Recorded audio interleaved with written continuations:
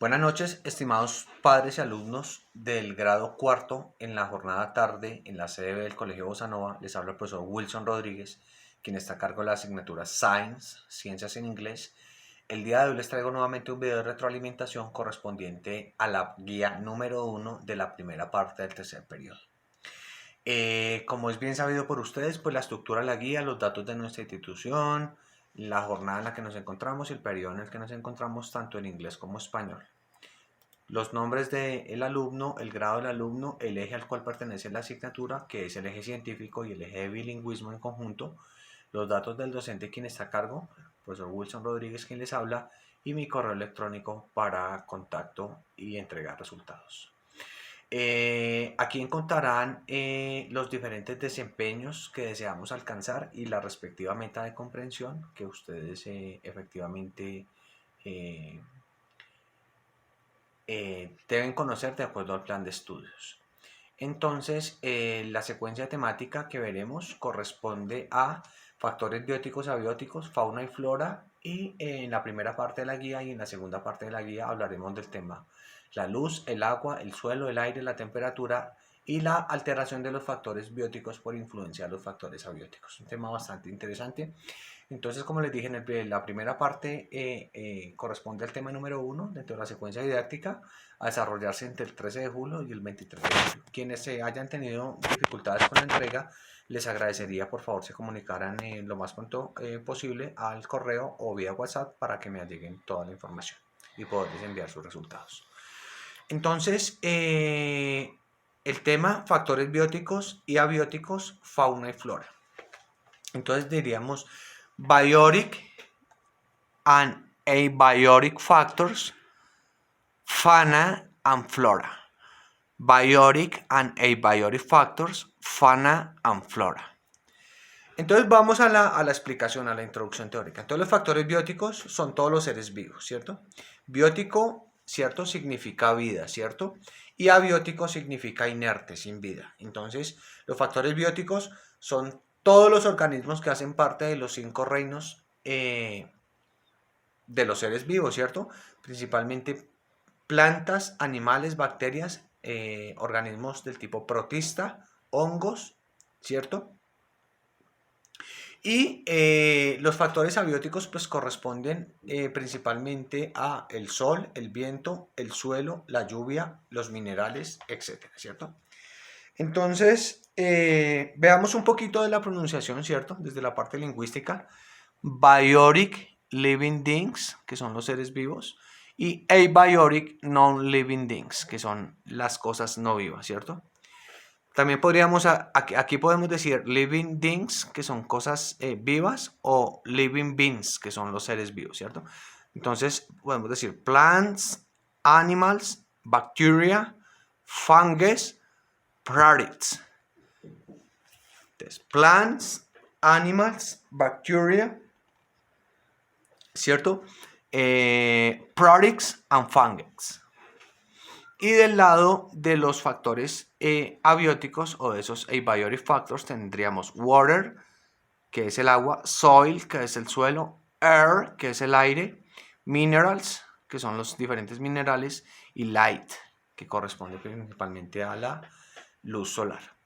Entonces, en ese orden de ideas, lo único que habría que responder eran 2 simples preguntas en la primera parte de la guía que corresponden principalmente a situaciones basadas en modelos de resolución de problemas, ¿cierto?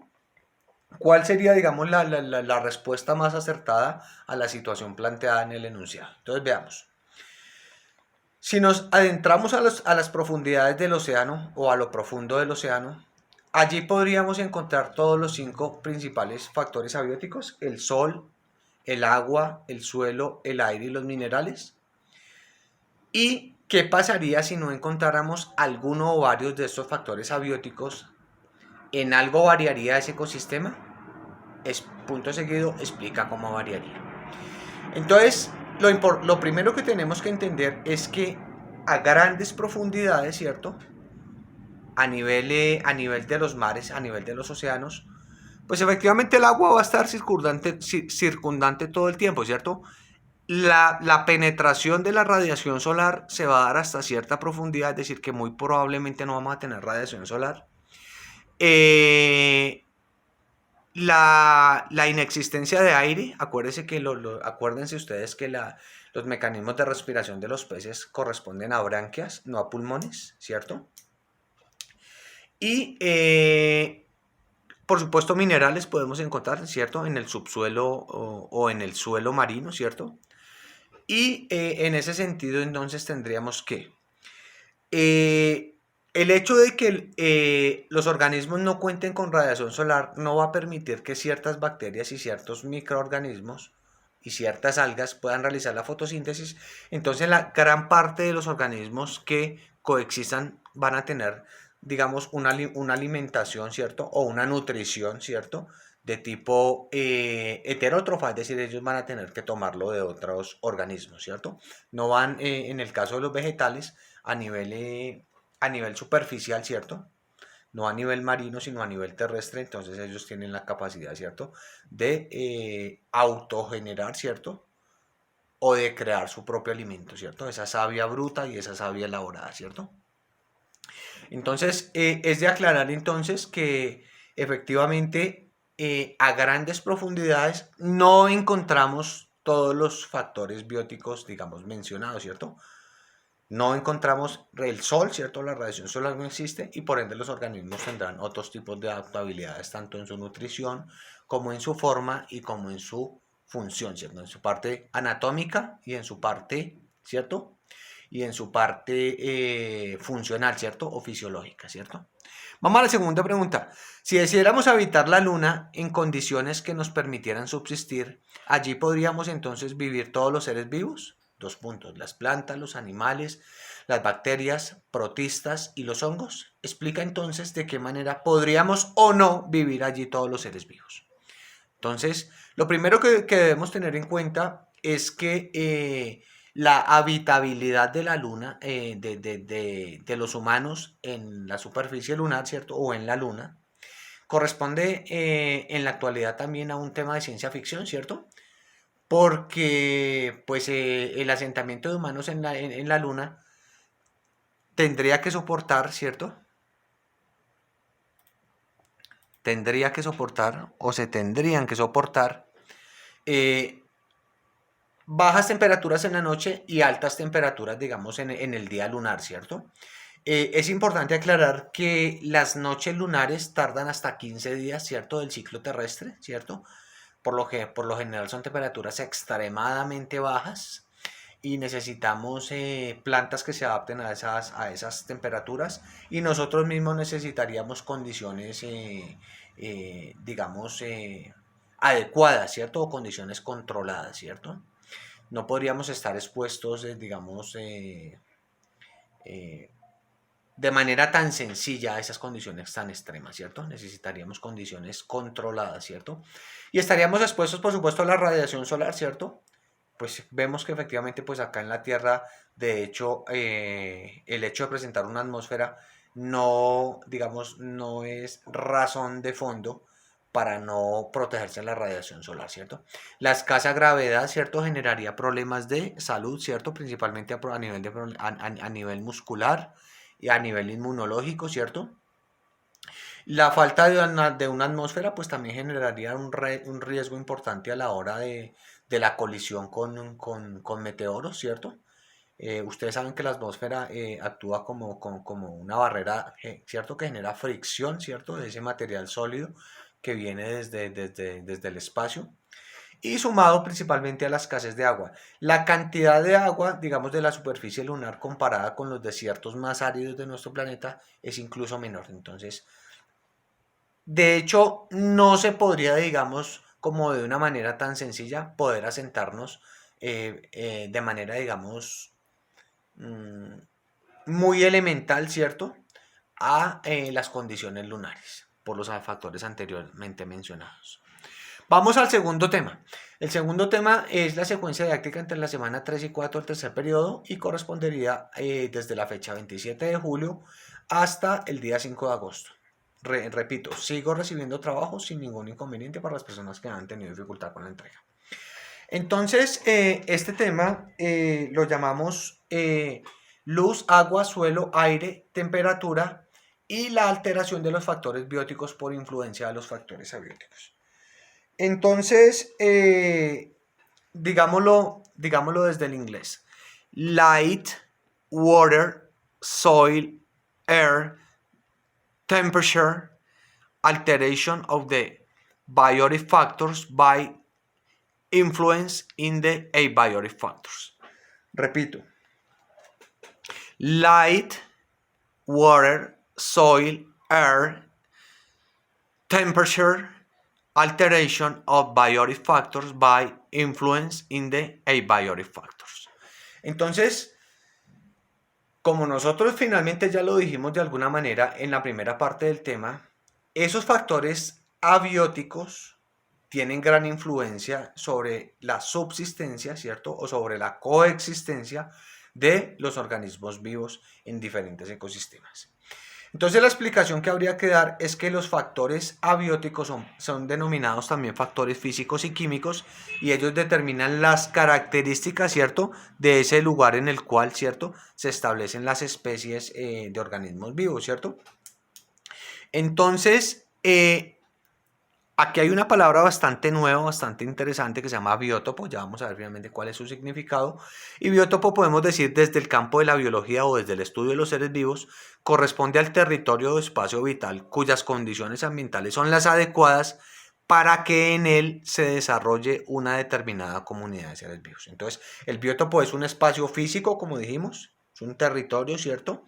O espacio vital que cumple con las condiciones ambientales adecuadas, importantísima esa palabra, para que se desarrolle, ¿cierto?, una comunidad de seres vivos. Entonces, esos factores abióticos de orden físico y de orden químico son principalmente la luminosidad, la presión, la temperatura, la humedad, la salinidad, ¿cierto? Y esos factores abióticos condicionan efectivamente, ¿cierto?, las características de los ecosistemas. A nivel terrestre, principalmente la temperatura y las precipitaciones o las lluvias, ¿cierto?, y la humedad. Y a nivel de sistemas acuáticos, ¿cierto?, la cantidad de sales disueltas, ¿cierto?, en el agua, ¿cierto?, en el caso del mar, la cantidad de luz incidente, ¿cierto?, y la profundidad desde la cual finalmente hagamos referencia, ¿cierto? O sea, hagan un estudio, digamos, de las condiciones de esos organismos vivos a determinadas profundidades, a altas y a bajas profundidades. Entonces la actividad muy similar efectivamente a esa dada en el primer tema, ¿cierto? De factores bióticos y abióticos, como vimos anteriormente, y corresponde a situaciones particulares que buscan ser resueltas desde el llamado modelo de resolución de problemas, ¿cierto? Entonces, es decir, de qué manera nosotros podríamos llevar, digamos, los enunciados o los cuestionamientos a respuestas bastante próximas, ¿cierto?, a la lógica y al raciocinio. Entonces, veamos.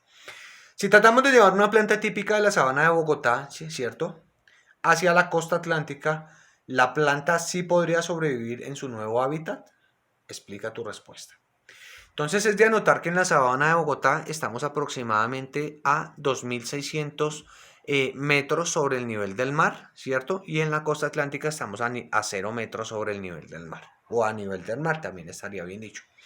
Todo lo importante que habría que considerar acá es que las plantas, al igual que todos los seres vivos, podemos adaptarnos, ¿cierto?, a grandes cambios, ¿cierto?, que puedan presentarse. Entonces, el cambio efectivamente que podemos notar acá es 1, la altura, ¿cierto? 2, la temperatura, ¿cierto? 3, la humedad, ¿cierto? Y entonces podemos decir en ese sentido que estas plantas o muchas de las plantas pueden adaptarse a contrastes de estaciones. Acuérdense que las estaciones se dan en los climas continentales, ¿cierto?, de los trópicos hacia la parte norte y de los trópicos hacia la parte sur, de la línea de trópicos hacia la parte norte y de la línea de trópicos hacia la parte sur, ¿cierto? Encontramos el llamado clima continental, que es el que genera las estaciones.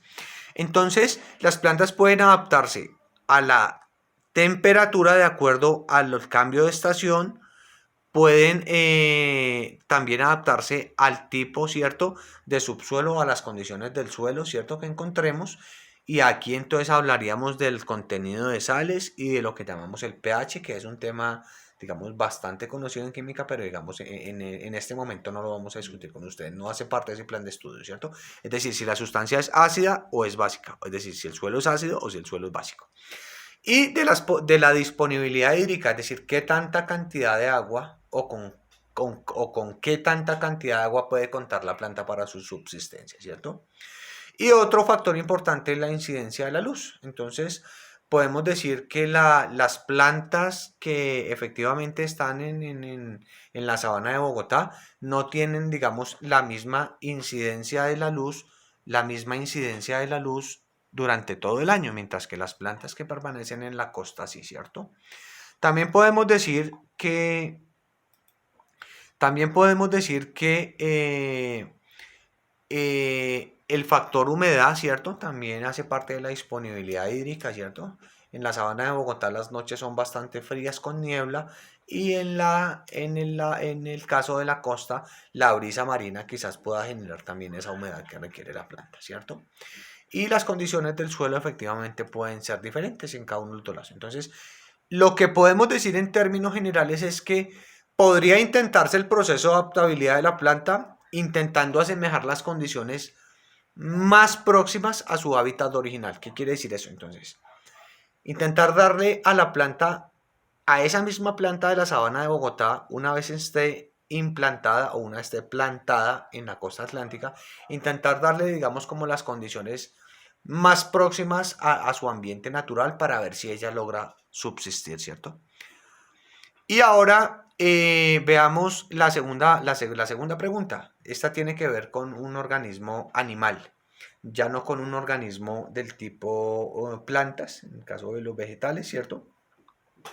Entonces, si trajéramos un pez de la costa pacífica, ¿cierto? Ustedes saben que la costa pacífica nuestra tiene que ver inicialmente con los departamentos de Chocó, ¿cierto? Y todos aquellos departamentos hacia el norte del país, ¿cierto? Allí entonces en la costa pacífica podemos encontrar entonces o podemos tomar cualquier tipo de pez, introducirlo en una pecera y tratar de llevarlo sin ningún problema aquí a Bogotá, ¿cierto? A ver si él logra adaptarse. Entonces, si trajéramos un pez de la costa pacífica de nuestro país, ¿cierto? Para mantenerlo en nuestra pecera, el pez podría vivir sin ningún problema aquí en Bogotá. Entonces, lo primero que hay que decir es que los peces se han venido adaptando al cambio climático. Acuérdense que el cambio climático lo que ha hecho es un aumento de la temperatura, ¿cierto? En la mayor parte del planeta a partir de los gases de efecto invernadero por la quema de combustibles fósiles. Y entonces lo que habría que decir es que esa evolución que de hecho se podría esperar que tardara muchísimos años, cientos, miles de años, se está dando de una manera mucho más rápida. Normalmente los procesos de evolución están ligados, ¿cierto? A cambios genéticos, a mutaciones de tipo genético, ¿cierto? En los caracteres, ¿cierto? Hereditarios de los organismos. Lo que llamamos evolución, ¿cierto? Y muchos expertos en el tema han logrado demostrar que en la actualidad se han generado adaptaciones de tipo físico, ¿cierto? De tipo anatómico, de tipo estructural y adaptaciones de tipo funcional, de tipo fisiológico en determinados peces que se están adaptando al cambio climático. Entonces, lo que podemos decir acá es que en la costa pacífica de nuestro país estamos a nivel del mar, ¿cierto? A la altura cero sobre el nivel del mar, 0 metros, y lo vamos a llevar a una alta, ¿cierto? Valga la redundancia, altura sobre el nivel del mar, ¿cierto? Entonces, las condiciones de temperatura, de presión, ¿cierto? De humedad, ¿cierto? Bueno, digamos de humedad no tanto porque se trata de un ecosistema marino, ¿cierto? De un organismo que habita en un ecosistema marino y lo vamos a adaptar a una pecera, ¿cierto? Entonces, ahí podríamos encontrar, digamos, uno de los principales inconvenientes, que el pez ya no va a estar en su hábitat natural, sino lo vamos a restringir a un espacio o a un biótopo llamado pecera, ¿cierto? Y Es importante saber que gran cantidad de la evidencia fósil sugiere que los cambios climáticos rápidos no proporcionan suficientes oportunidades para que las especies se adapten, lo que significa que se extingan o se limiten a áreas más pequeñas de su hábitat adecuado. ¿Qué quiere decir esto? El cambio climático nos está generando que las especies, por efecto de los largos periodos de adaptabilidad, no logren subsistir, ¿cierto? Y por lo tanto se extingan, ¿cierto? O simplemente se limiten a áreas mucho más pequeñas con relación a sus hábitats originales. Entonces, en resumidas cuentas, podemos decir que muy probablemente el pez no sobrevivirá a su nuevo hábitat. Entonces, eh, es importante conocer esto, principalmente por la influencia que representan los factores abióticos, ¿cierto? Frente a los organismos vivos o frente a los factores bióticos, que es el tema que hubo que tratar acá. Tengo que felicitarlos porque pues gran parte de las respuestas estuve viendo tienen un carácter de acertabilidad bastante, digamos, próximo a la lógica, próximo a la evidencia, próximo al sentido común, al raciocinio. Y en ese sentido entonces me alegra mucho saludarlos, felicitarlos, por supuesto. Espero podamos encontrarnos en un nuevo video de retroalimentación y que tengan buena noche.